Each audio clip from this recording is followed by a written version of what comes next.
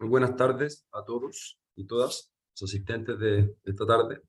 Tengo el gusto de, aunque no con la mejor voz, yo me disculpa, de iniciar la tercera sesión de los coloquios de jurisprudencia arbitral organizados por el CAM Santiago y la Facultad de Derecho de la Escuela de la Escuela de Derecho de la Universidad de Chile. Esta tarde nos acompañan doña Laura Aguilera, don Marcos Rosas y doña Mariana Tupper. Doña Laura Aguilera es bastante conocida seguramente por todas las personas o la mayoría de los que están esta tarde conectados, y es nada más y nada menos que la jefa del Departamento de Estudios y Relaciones Internacionales del CAM Santiago, del Centro de Arbitraje y Mediación, si queremos decir el nombre completo para aquellas pocas personas que quizá no lo saben, del CAM Santiago. Don Marco Rosa, por su parte, es el jefe del Departamento de Defensa Jurídica de la Dirección General de Concesiones del Ministerio de Obras Públicas. Y doña Mariana Tupper es asociada senior en el estudio Enrique Barros y compañía. Quisiera, antes de cederle la palabra a los panelistas, explicar brevemente la estructura de esta sesión, de este ejercicio, como ha sucedido también en las sesiones previas de los coloquios.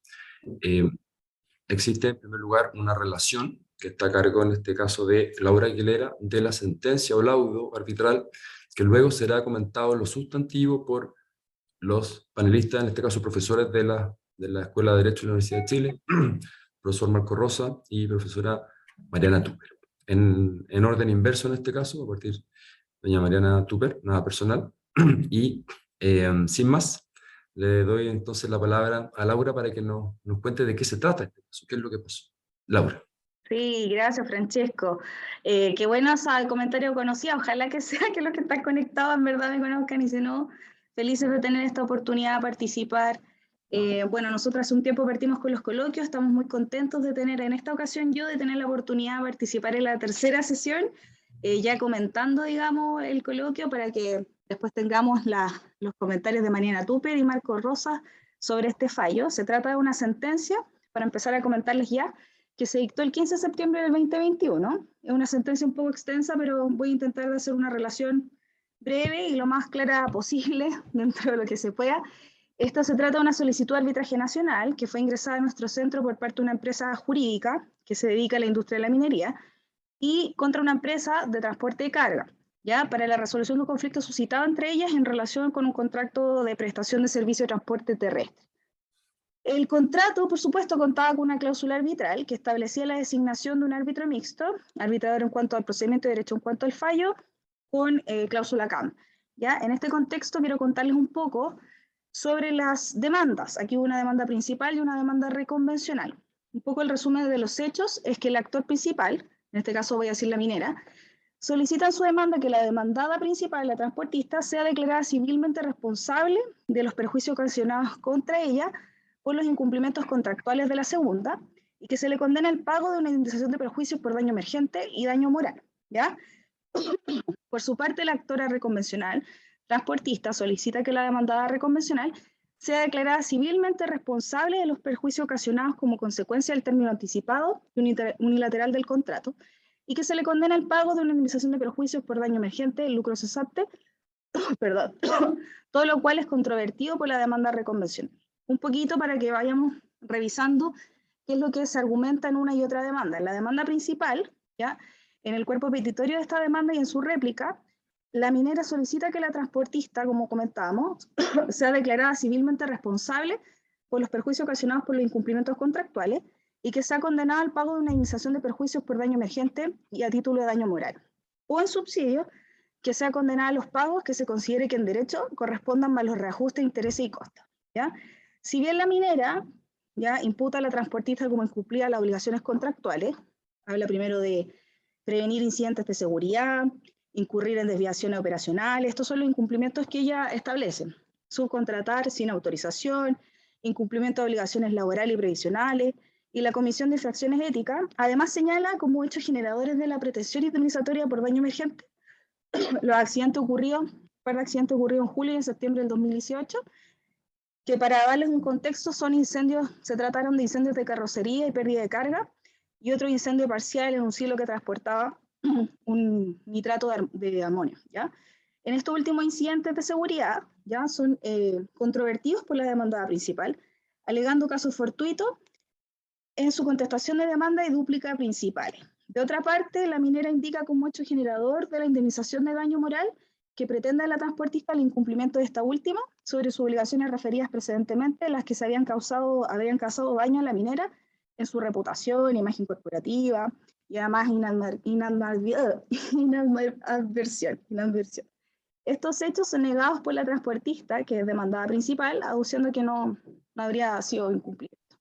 En cuanto a la demanda reconvencional, también en el petitorio de esta y en su réplica, la transportista, en este caso demandada principal, pide que la minera sea declarada civilmente responsable de los perjuicios ocasionados como consecuencia del término unilateral del contrato que le fue comunicado en agosto del 2019, pues no habría incurrido en ninguna de las causales de término contempladas en el contrato, en la cláusula del contrato respectivo. Por lo tanto, el término unilateral del contrato por parte de esta minera constituiría un incumplimiento contractual, sin perjuicio de otros incumplimientos contractuales a los que se refieren, y ahí, bueno, generador de los perjuicios que demandaba a título de lucro cesante y a título de daño emergente o en subsidio, a los montos de dinero que en derecho se determinen de conformidad con el mérito del proceso, más los intereses, reajuste y costos. Ahora, por su parte, la minera contraviene este hecho generador de las indemnizaciones pretendidas por la actora reconvencional en sus escritos de contestación de la demanda reconvencional y en sus escritos de contestación de la demanda reconvencional y dúplica, aduciendo que lo que respecta al lucro cesante demandado, que este es improcedente toda vez que la transportista incumplió con sus obligaciones, pues la continuidad del contrato para ella dependía de la condición de cumplir con la obligación establecida en el mismo, lo que no aconteció, ¿ya? Por lo tanto, no nació a su favor el derecho a continuar con el contrato y a beneficiarse de su ejecución, naciendo en cambio para la minera el derecho a terminar la relación jurídica entre las partes. Controvierte así también la procedencia de la pretensión de la indemnización por daño emergente aducida por la transportista, alegando que las rentas de arrendamiento demandadas constituyen un costo que debió internalizar la actora reconvencional. Los dineros desembolsados, ahí habla de los finiquitos de trabajadores y otras cosas que consideran que deberían ser, o sea, en facultades le otorgaba el contrato y los activos comprados por la demandante reconvencional no fueron autorizados ni instruidos por la minera. ¿Ya? En términos prácticos, finalmente, bueno, esto fue recibido a conciliación, se recibió la causa prueba, se acompañó abundante prueba por ambas partes, documental, testimonial, confesional, pericial en la causa. Más adelante vamos a ir analizando ahí con los expositores, los panelistas, el análisis de algunos de los considerandos importantes en relación a lo civil. Para, analizando toda esta prueba, el árbitro en este caso llega a la siguiente decisión, que es rechaza la demanda principal de indemnización de perjuicios por responsabilidad contractual, por haber concurrido el caso fortuito. Se rechaza además la demanda reconvencional de indemnización de perjuicios por responsabilidad contractual, por no haber incurrido la demanda reconvencional en incumplimiento del contrato.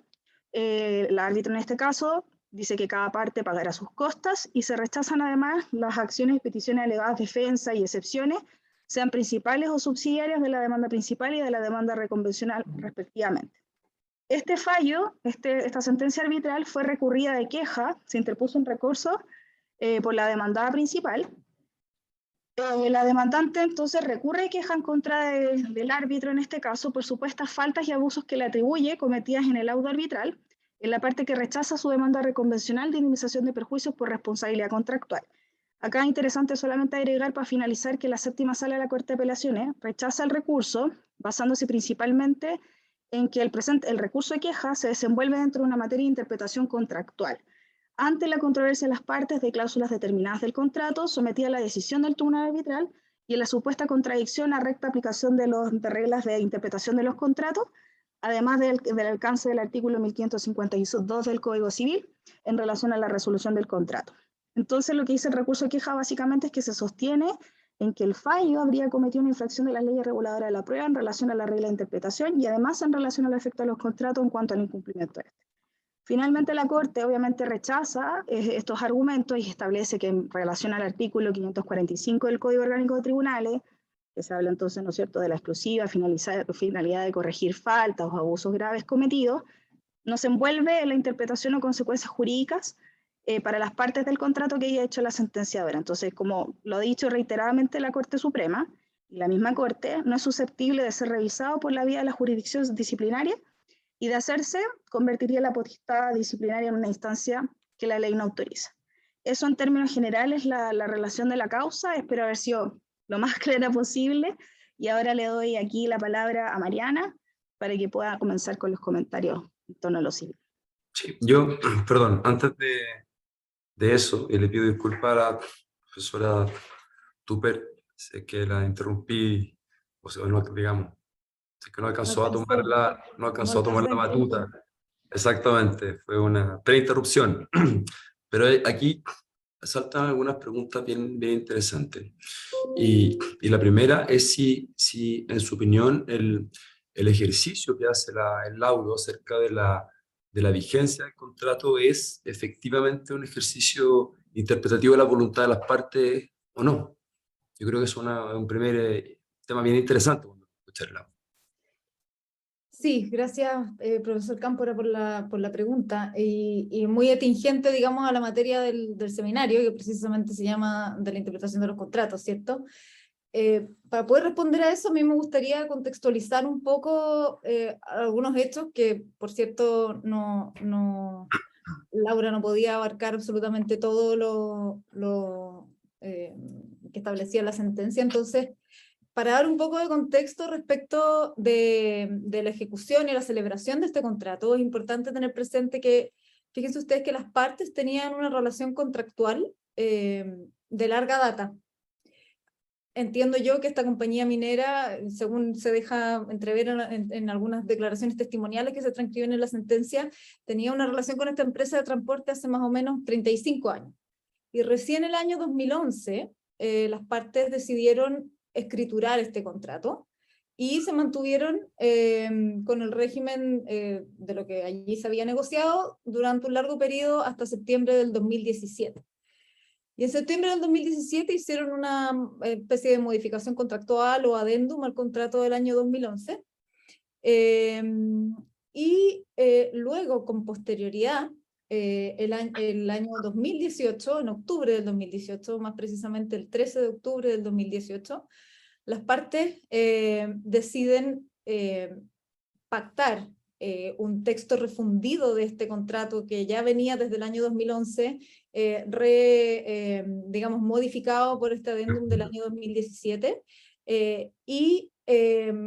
deciden modificar ciertas disposiciones de lo que ya estaba vigente el año 2017 y fijar este texto refundido que da origen al contrato del 13 de octubre, o digamos a la versión del contrato del 13 de octubre del 2018.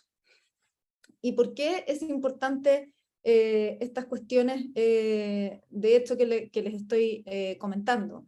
Porque fíjense que el contrato que estaba vigente hasta septiembre, o con la última modificación de septiembre del 2017, tenía una cláusula que permitía a las partes terminar anticipadamente el contrato bajo ciertas causales, en ciertas circunstancias y con ciertas consecuencias específicas. Y por otra parte, el contrato de 13 de octubre del 2018, una de las cláusulas que modificaba esta nueva versión, este texto refundido, era precisamente esta cláusula 24, que era la que establecía las causales de terminación anticipada y unilateral y las consecuencias que podía tener eso para cada una de las partes. Y un punto muy relevante que hay, y del cual se hace cargo el árbitro en este caso, es del hecho de que las partes, en la cláusula que regula la vigencia del contrato, establecieron que la vigencia del contrato se iniciaba el 1 de septiembre del 2017, es decir, más de un año antes de la fecha en que efectivamente se fijó este texto refundido del contrato. Y que se extendería hasta septiembre del año 2020. Entonces, el árbitro dice, mire, el demandante aquí está formulando sus reclamaciones en base a lo que dice la cláusula 24 del contrato en su versión del 13 de octubre del 2018, pero lo que en realidad está haciendo también el demandante es alegar hechos fundantes de su demanda, ocurridos con anterioridad a la fecha del 13 de octubre del 2018. Entonces, el árbitro se ve en el siguiente problema, dice, ¿qué es lo que hago yo para juzgar? ¿Puedo o no puedo juzgar en el fondo? ¿O caben o no caben dentro de la aplicación de esta cláusula los hechos que acontecieron entre septiembre del 2018 y octubre del 2013. ¿Basta acaso, en el fondo, la voluntad de las partes para poder darle un efecto retroactivo, digamos, a la vigencia del contrato? Y ahí, en el fondo, la jueza se pronuncia sosteniendo que es contraria a esta idea. ¿Y por qué? Porque en el fondo establece que efectivamente en nuestro ordenamiento los efectos retroactivos siempre tienen que entenderse de manera restringida, y que la normativa, por ejemplo, respecto de la resolución y otras instituciones que establecen ciertos efectos retroactivos, deben interpretarse y aplicarse de manera restringida y específica, ¿cierto? Entonces, en realidad, lo que hace aquí el árbitro, a mi juicio, más que interpretar una cláusula, porque en realidad la cláusula es muy clara y es muy explícita en decir, el contrato, pese a que el contrato dice a Santiago 13 de octubre del 2018, dice en la cláusula de vigencia que se tendrá, que empezó a regir a partir del 1 de septiembre del 2017. Habiendo reconocido en cualquier caso a las partes que existía una versión previa del contrato. Entonces, lo que hace el árbitro en este caso, más bien, más que un ejercicio de interpretación, porque en realidad la voluntad de las partes parece ser bastante clara, ¿cierto? O sea, es muy explícita la disposición, es en realidad vetar el efecto que las partes en principio quisieron darle a esa disposición, precisamente porque considera que que los efectos que se derivarían de la aplicación de esa cláusula son efectos contrarios a las reglas generales o a los criterios generales con los que aplicamos o con los que entendemos que se deben aplicar los efectos retroactivos de los contratos o de las leyes, que son estrictos y muy excepcionales. Entonces, a mi gusto, y respondiendo ya directamente a la pregunta, yo creo que el ejercicio que ha hecho el árbitro en este punto en particular dista de ser un ejercicio interpretativo, y es más bien un ejercicio que restringe el efecto que le han querido dar las partes por consideraciones que si bien el árbitro no dice que sean de orden público o algo por el estilo, deja entrever que en el fondo tiene un poco esa naturaleza. Sí, muchas gracias. Yo estoy de acuerdo en el análisis. Pareciera que, digamos, a ver, el árbitro siempre tiene un conocimiento del caso muy superior al que podamos tener nosotros, e incluso habiendo estudiado con atención el fallo, ¿cierto? Y poder tener otras consideraciones que sustenten lo que dijo, pero pareciera que la autonomía privada plena respecto de la vigencia anterior al vínculo no es en verdad un problema de retroactividad, porque la resolución, la retroactividad y la nulidad también supone, bajo la ficción, sobre todo la nulidad, de no haber estado nunca vinculado, retrotraer las partes del estado previo. Acá el análisis es muy bien del comienzo de la vigencia de la relación contractual, que es una cosa distinta. Pero bueno, muchas gracias. Y sobre esto, ya antes de darle o de interrogar, porque también tengo preguntas para usted, señor profesor Rosa, hay una disposición bien interesante del Código Civil, que es el artículo 1562, acerca de la preferencia del efecto práctico de las disposiciones. Ese elemento de interpretación, a su juicio, pudo haber sido relevante acá. Mire, claro, el 1562 en el fondo mandata a quien está interpretando un contrato a, digamos, buscar el sentido en que la cláusula pueda tener algún efecto, preferir aplicar la cláusula de cierta forma, por sobre un resultado que implique simplemente no aplicar esa disposición, ¿cierto? Y la verdad es que este es un ejercicio que estuvo, la verdad es que ausente en el análisis que practicó el árbitro, es decir, no se detuvo a tratar de interpretar esta regla que establecieron las partes de manera de intentar darle algún significado particular en el contexto de los hechos. Efectivamente, simplemente se limitó a básicamente excluirla de las reglas que eran necesarias para resolver el caso. Entonces, sí, la verdad es que se extrañó un poco el ejercicio que se podría haber hecho a partir del 1552, que es una regla interpretativa que podría haber sido bien relevante en este caso. En el fondo podría haberse pensado, por ejemplo, en la intención que hayan tenido las partes de repartir los riesgos del contrato de otra forma, de calificar los hechos de otra manera, en vez de restringirse digamos, a un análisis puro y duro de la retroactividad. Muchas gracias. Profesor Rosas, ¿cómo está? Vamos a cambiar de tema. Uno de los temas, de los tópicos interesantes de la sentencia es el de caso fortuito. ¿Le gustó o no le gustó? ¿Cuál es su opinión? ¿Tiene un análisis crítico, un análisis de suscripción? Es un tema que está de moda hoy día, así que es interesante. Además, el fallo, yo creo que, bueno, en términos generales, yo creo que es correcto el razonamiento del fallo, digamos, pero hay cosas que con la ventaja de quien lo mira en retrospectiva, tanto el juez como las partes podrían haber hecho de manera diferente, digamos. Pero es muy interesante para efectos de analizar la interpretación, porque el contrato que es el objeto de la controversia tenía muchas cláusulas que regulan materias que no siempre se regulan de manera expresa, y las regulaba de manera distinta como lo regula la ley. Una de esas materias era el caso fortuito, y también las cláusulas que mencionaba la profesora Tupper, digamos, a propósito de la terminación del contrato. ¿Ya? Y en el caso del caso fortuito, la cláusula que tenía el contrato y que es objeto de discusión entre las partes, y ahí quizás complementar un poquito los hechos, porque como dijo Mariana, eso es bien detallado, obviamente Laura no puede ir a todo, digamos, en detalle todos los hechos del caso. Aparte que tiene un tiempo apretado, y que tampoco Bueno, podría. Así son los tiempos ahora. Perdón. Entonces, aquí cuando estalla el conflicto, ¿cierto? Estalla el conflicto, y en primer lugar lo que ocurre es que la minera, digamos, en lugar de pagar los honorarios al transportista, empieza a retener los honorarios. Ejerce, y eso estaba regulado en el contrato. Entonces, tenemos una primera cláusula que uno podría cuestionar la interpretación de esa cláusula. En respuesta a esa retención de los pagos, digamos, o retención del pago de los honorarios, el transportista suspende la prestación del servicio, y después, finalmente, frente a la suspensión del servicio por parte del transportista, la minera ejerce la cláusula de terminación unilateral. Y en ese contexto, la demanda de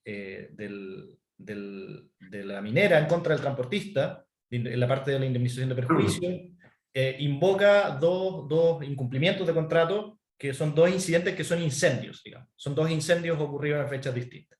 Y en la contestación de la demanda, el transportista dice, mire, yo no soy responsable de esos incendios porque son un evento de caso fortuito. Entonces ahí surge el caso fortuito en la discusión. Y en la réplica, lo que dice el demandante, que es la minera, dice, mire, pero el contrato tiene una cláusula que pone de forma expresa el riesgo del caso fortuito de su parte.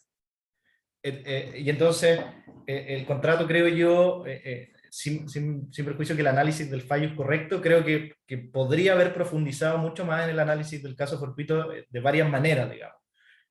Lo particular en este caso es que la cláusula de caso fortuito del contrato, que está transcrita en el fallo, digamos, usa un lenguaje y tiene una conceptualización diferente a la del Código Civil, que es tradicional, ¿cierto? La del Código Civil tiene este caso fortuito tradicional, que es bien duro, digamos, con el deudor, que es bien exigente. Tiene que haber una imposibilidad absoluta, tiene que ser imprevisto y tiene que ser irresistible. Si uno mira la cláusula de caso fortuito que había en este contrato, usa un lenguaje diferente. Habla de que es caso fortuito todo evento que está más allá del control razonable de las partes.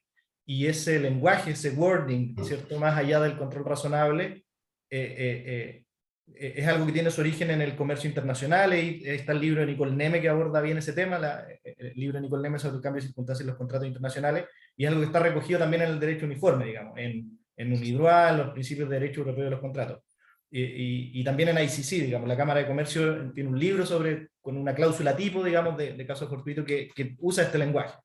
¿Y en qué se diferencia el caso fortuito del Código Civil? Digamos? Los elementos son los mismos, tiene que ser imprevisto, irresistible, ¿cierto?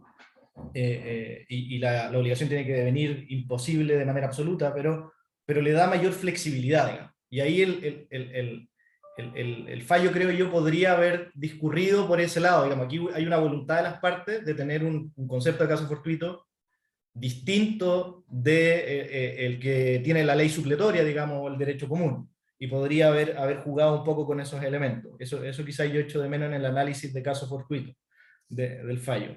Y a nivel de interpretación en general, cuando hay disputas sobre interpretación, un punto típico atendía a las reglas de interpretación del Código Civil, ¿cierto? Está la regla de interpretación contra el redactor. Entonces, una disputa usual es cuando se discute sobre el correcto alcance o sentido de una cláusula, bueno, ¿quién es el redactor de la cláusula? Y eso es algo que no es culpa del juez que redactó la sentencia, sino de las partes.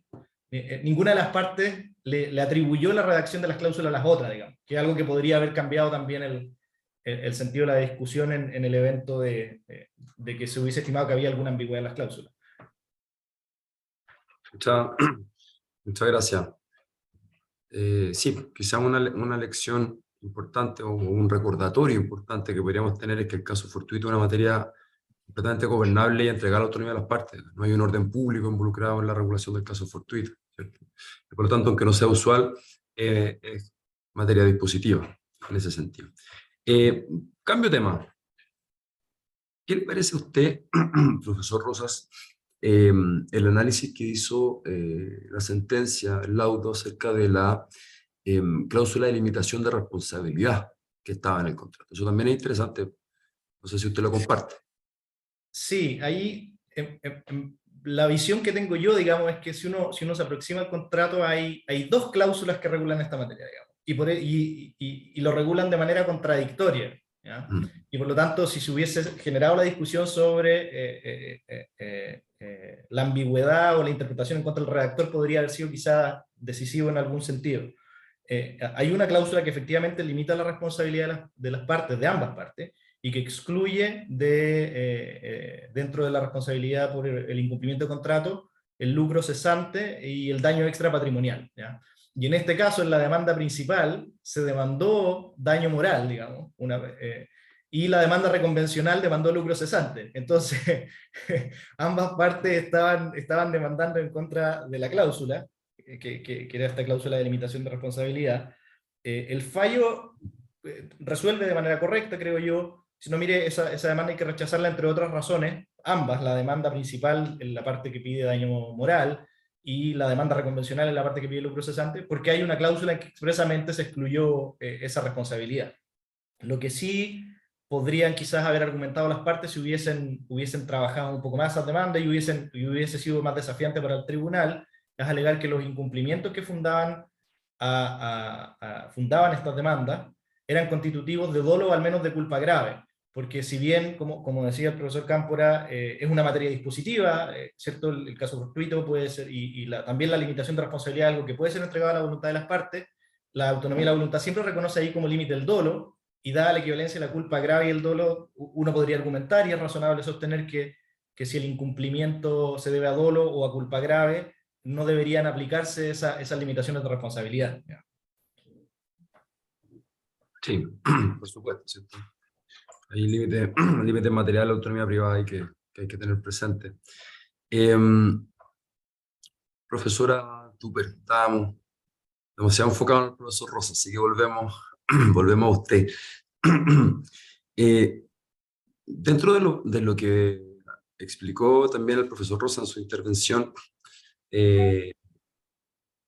decía relación en el fondo de este juego de reproches, ¿cierto? Que es bastante típico en el derecho de contrato y que el problema de los incumplimientos recíprocos. Y quizás en base al problema de los incumplimientos recíprocos es que la dogmática civil ha podido crecer tanto en los últimos 15 años, bueno, hay otras razones, ¿cierto? Pero ese problema ha sido muy útil a la idea o a fines de enriquecer el detalle y la sofisticación de las reflexiones dogmáticas en los últimos 15 años, entre otros aspectos. En este caso, la parte legal, efectivamente, incumplimiento recíproco. Entonces, mi pregunta, a su juicio, ¿cuáles fueron los elementos relevantes que pudo haber ocupado el árbitro para concluir que efectivamente la minera, en este caso, podía ponerle fin o término al contrato? Sí, efectivamente, ese es uno de los temas que se trataron, tal vez no de manera tan profunda, sino que tangencialmente en varias secciones de la sentencia. Y Lo que hace el árbitro en este caso básicamente es concluir que, de acuerdo a lo que dijo Laura en su relación y a lo que volvió a recalcar Marco ahora que estaba explicando los otros puntos, uno de los hechos que se verificaron y que no fueron controvertidos por las partes, indican que llegó un punto en que la empresa minera dejó de, o digamos, más que dejó de pagar, sino que retuvo estados de pago a esta empresa transportista, porque consideraba que había un conjunto de incumplimientos que la facultaban efectivamente para poder retener estos estados de pago. Ahora, es bien, la verdad es que a mí me habría gustado, por lo menos, por ejemplo, que el árbitro hubiera hecho una transcripción de la cláusula 29 del contrato, que es la que eventualmente facultaba a esta empresa minera para hacer estas retenciones de los estados de pago en caso de incumplimiento. ¿Por qué? Porque, no, bueno, porque efectivamente habría que entender cuáles eran los límites o cuáles eran los límites a esta facultad que estaba ejerciendo esta compañía minera.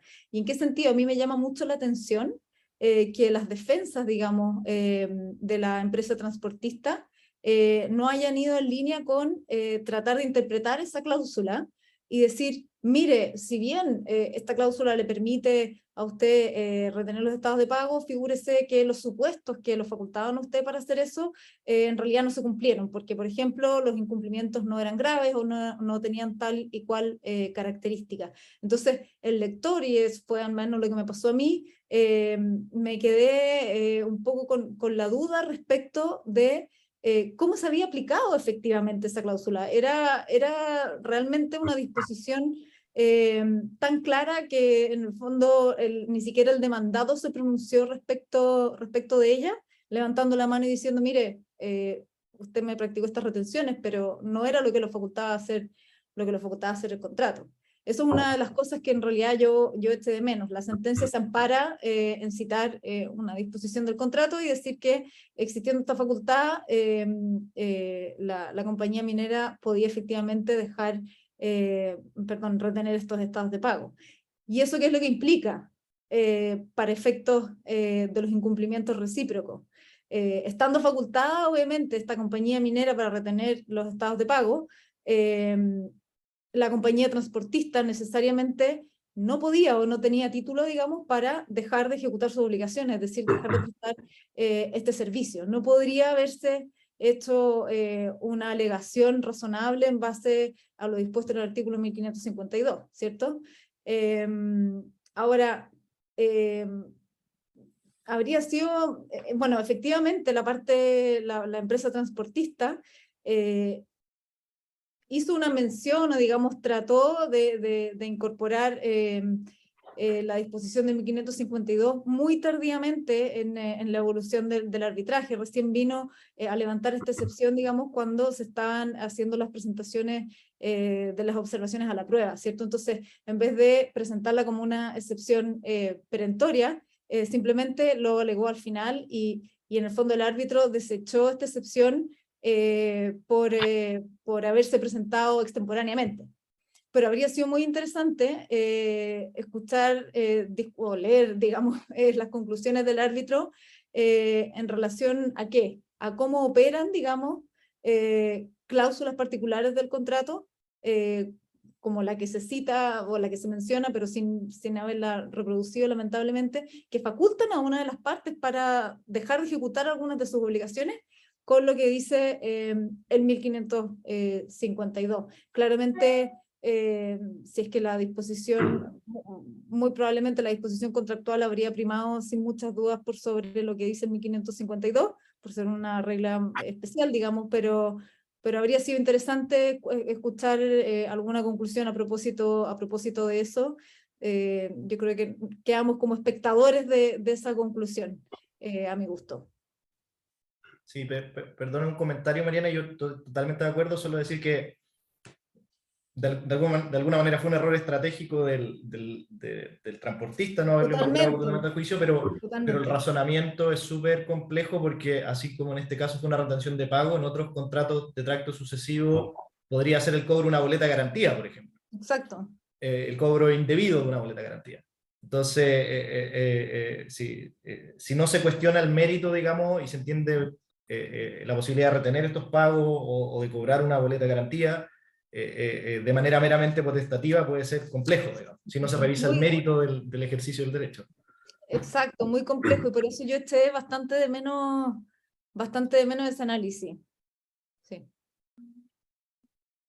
Gracias. Eso de no haber formalizado o invocado la excepción de contrato no cumplido, quizá tenía una salida práctica, quizá un medio desesperada, pero al final la doctrina contemporánea en general ha tendido a acercarse a la idea de que la excepción de contrato no cumplido es un remedio que está genuinamente pensado en contra de la excepción de cumplimiento, perdón, de la pretensión de cumplimiento específico. Claro, ¿cierto? Entonces, pero sin perjuicio de eso suele oponerse como una defensa frente al remedio indemnizatorio.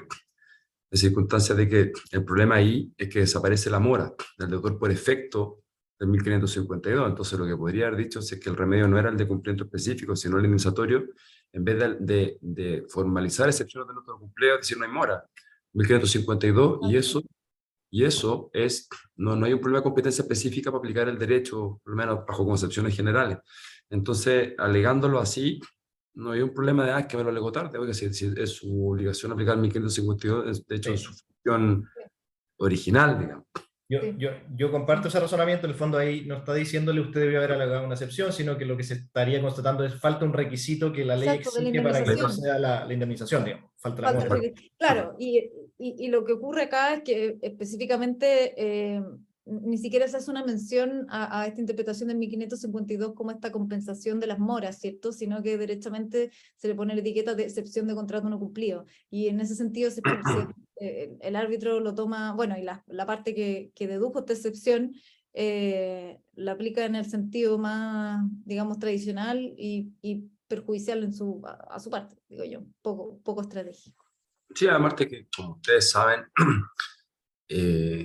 la misma doctrina actualmente ha llegado en general, nunca son siempre, o sea, nunca son unánimes los pronunciamientos, o muy rara vez, ¿cierto? Pero por lo menos mayoritariamente la idea de que el artículo 1552 no consagra la excepción de contrato no cumplido, y que hay que construirla agregando otros institutos u otros argumentos, otros instrumentos que en su conjunto nos permitan concluir que existe en el sistema de derecho civil chileno una excepción de contrato no cumplido, pero no está ahí, porque la norma la verdad es que dice otra cosa, y una norma de eliminación de mora por el incumplimiento recíproco, no otra cosa. En eso también hay cierta alineamiento, ¿cierto? Bueno, profesor Rosas, ¿le gustó el análisis de daños? ¿Qué podría decirnos al respecto? A ver, en este caso en particular, había para los daños patrimoniales, particularmente los de la demanda reconvencional, que era la de mayor cuantía, la demanda del transportista en contra de la minera, la reconvencional, había un peritaje como es usual, digamos, en este tipo de casos, y el juez se apegó a lo que dijo el perito. En el daño emergente yo creo que hay un buen análisis, digamos, y es un análisis muy fáctico, ¿ya? Mucha prueba de documental, como es usual, contable y de testigos.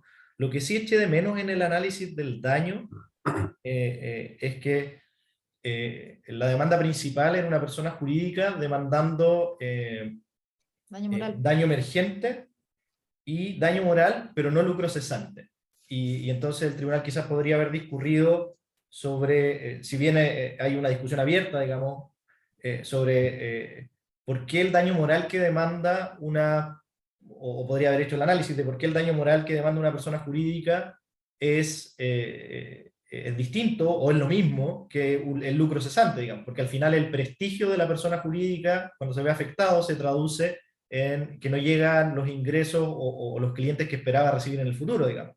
Entonces, la línea que separa el lucro cesante del daño moral en la persona jurídica o del prestigio, de la afectación del prestigio empresarial, digamos, no necesariamente es una línea en blanco y negro, digamos. Puede haber ahí una zona gris, pero el juez optó por lo sano y aplicó la cláusula, digamos, del contrato que decía que no se indemniza el daño moral ni el lucro cesante y punto.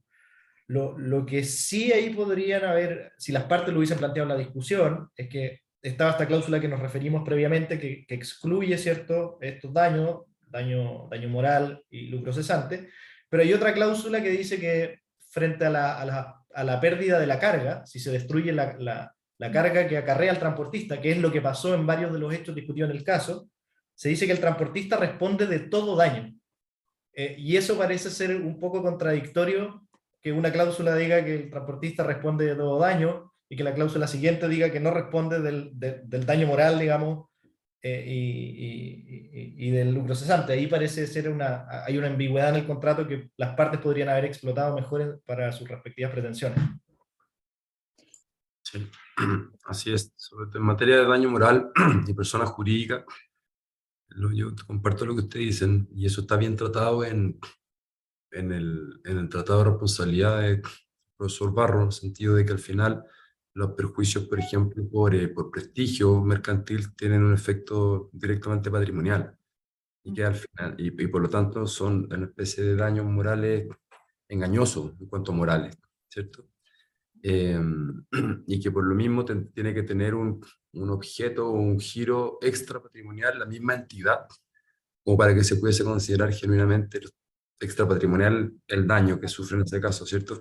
Claro, como un daño que tuviera una consecuencia únicamente extrapatrimonial. Digamos, tiene que haber en el contrato, es un poco, yo creo, en la misma línea jurisprudencial cuando a mediados de los 90 se empezó a admitir la responsabilidad, digamos, el daño moral en responsabilidad contractual. Decir, mire, esto no es que siempre haya daño moral por el incumplimiento de un contrato, sino que tiene que haber un elemento extra patrimonial involucrado, digamos. Claro, por supuesto. O por lo menos un interés, o sea, perdón, alguien interrumpí. A mí, ¿No? pero no hay problema. Termina y Ah, yo digo después. Ya, gracias.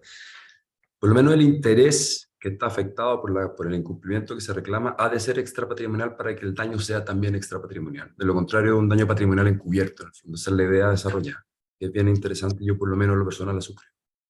Sí, yo la verdad es que también suscribo plenamente lo que han expuesto los dos respecto de esto, pero al final simplemente hacer una observación, que muchas veces pasa que los demandantes tratan de suplir o digamos de disfrazar su falta de prueba de algunos daños patrimoniales como el lucro cesante, diciendo que en el fondo en realidad es un daño moral, porque piensan que en el fondo la carga probatoria de acreditar algo de ese tipo puede ser menor, o que en el fondo con ciertos antecedentes que puedan ser un poco más subjetivos, digamos, no tan concretos como, no sé, antecedentes que den cuenta de la caída de los negocios o cuestiones de ese tipo, van a poder lograr convencer a un tribunal de que efectivamente hubo un daño moral. Eso es lo que yo he observado en la práctica, que pasa. Así es. Muchas veces se inflan las demandas con daños morales que no tienen prueba, como una forma en el fondo, de aumentar una pretensión patrimonial que no se pudo probar, ¿cierto? O simplemente por abundarla nomás, o sea, de todo hay. Ahora, si los honorarios de los árbitros se fijan en función de la cuantía, no sé si es un muy buen negocio para el representado, digamos. Y la gente lo hacen en cualquier caso. Lo hacer en cualquier caso, sí, es verdad. Bueno, quisiera como parte final del ejercicio darle la palabra unos minutos de clausura, si es que la quieren, si les interesa, digamos, si tienen algo que quisiesen también comentar a los profesores asistentes o también a Laura acerca de un redondeo final del caso. Así que queda la palabra extendida.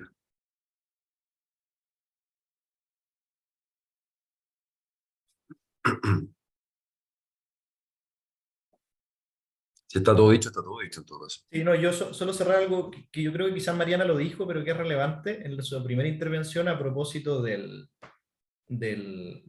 término del contrato y la posibilidad de aplicar, digamos, este nuevo texto refundido del contrato a una época anterior.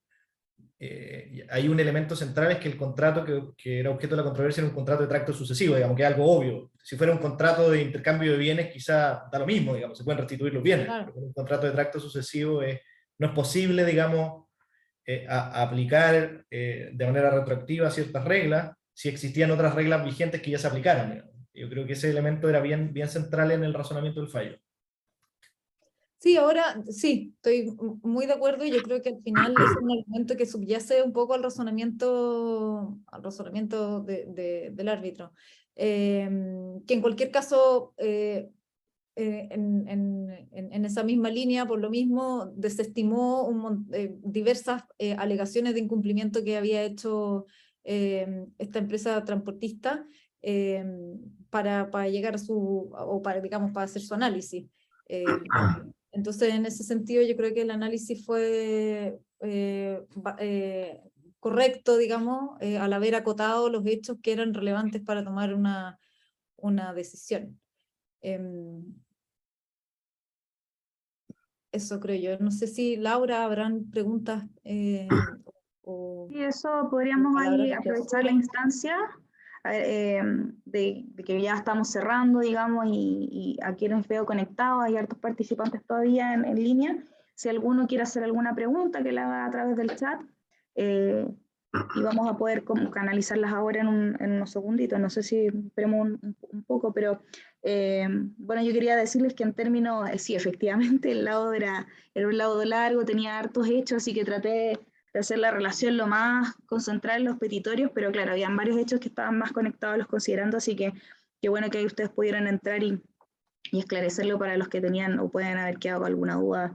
Espero que no, pero si fuera así, más adelante nosotros estamos trabajando dentro del centro, y le comentaba un poco antes de iniciar, un observatorio de jurisprudencia dentro de nuestros informativos. Entonces la idea en el futuro es poder ir publicando antes de nuestras publicaciones como finales de sentencia y de laudo en los libros, avances sobre esto, o sea, ir seleccionando sentencias y pudiendo publicarlas a través de este medio para que aquellos que les gusta estudiar y estar vinculados con el mundo del arbitraje puedan tener más acceso a la jurisprudencia de una manera más rápida también.